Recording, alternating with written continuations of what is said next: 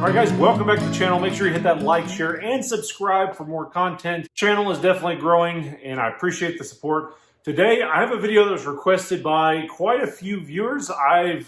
Ironically, my channel is getting a lot of subscriber growth and watchers that are women. Although I didn't see my channel as being popular with women, hey, more the merrier. So this video was requested by a lot of them for, A, they don't feel comfortable with firearms backpacking, or they may live in a state where you are prohibited from taking firearms backpacking out in the backcountry and stuff like that. So they want to know what kind of options that I would think might be a good alternative for firearms for whatever reason that you couldn't have one for backpacking. So today we're going to kind of talk about my suggestions on that. Now, I'm by no means a legal expert or lawyer on this.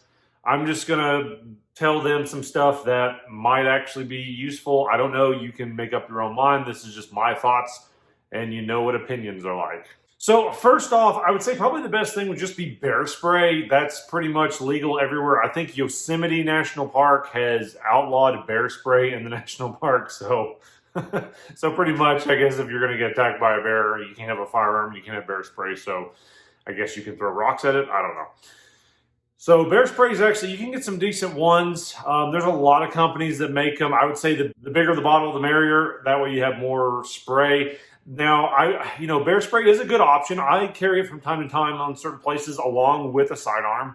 I will say that it's not as reliable, obviously, and depending on the wind, like a lot of places that I go backpacking or hiking or camping, there's a lot of wind in a lot of places, and it basically makes bear spray pretty much useless in high winds environment, and there is the risk that in a panic situation, somebody can try to spray a bear or a person or something trying to attack them, and it sprays back on you, and then now you have a whole other set of problems addition to the threat. But bear spray is a feasible option. Another option that you can take, depend on how legal it is in the area.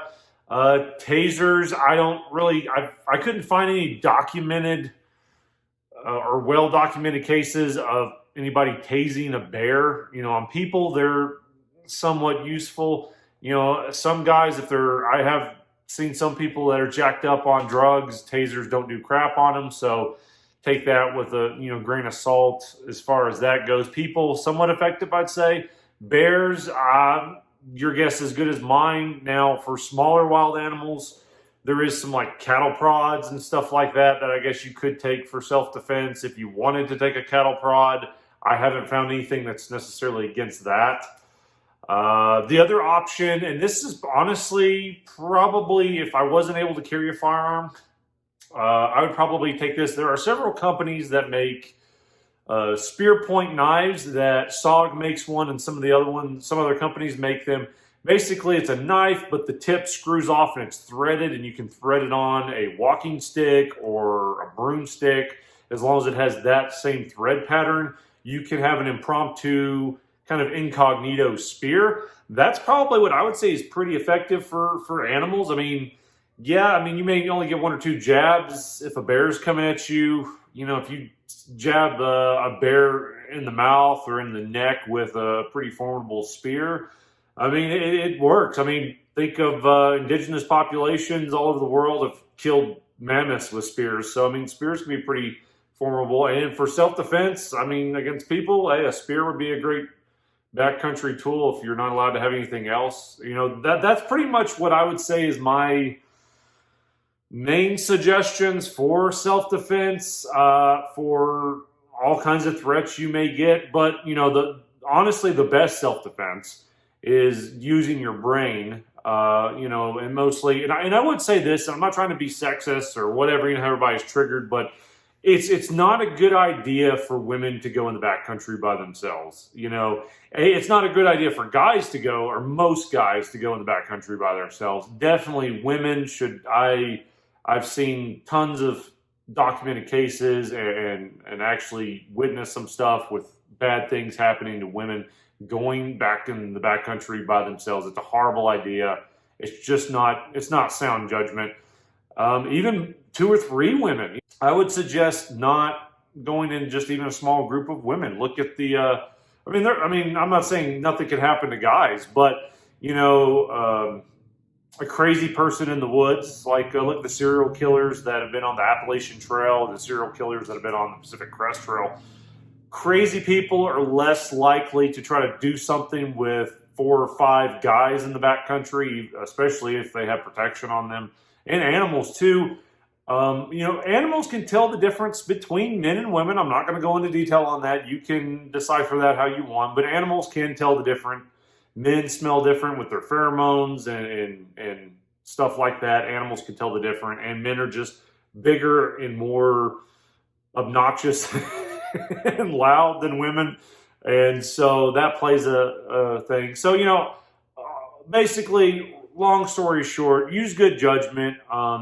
If you're a woman and you're going backpacking by yourself, or you don't have anybody to go with you, I would say join some backpacking groups. You know who you're going with. Make sure they're vetted. And there's not, you know, you always got to be careful. But you know, just especially for women, go with groups. And if you do end up going and it's a group of 4, 5, 6 women, you know, just make sure you got some precautions and you take precautions and just be smart and observant. And you know, kind of get a read on people. You know, if somebody's sketchy, try to get away. But, you know, a lot of times you can head that stuff off just by, you know, using good judgment. But, I mean, there are crazy people and there are crazy animals. And both are just equally as dangerous. So just use your good judgment. But that's really just the only suggestions I would have. I know this isn't going to be a long video.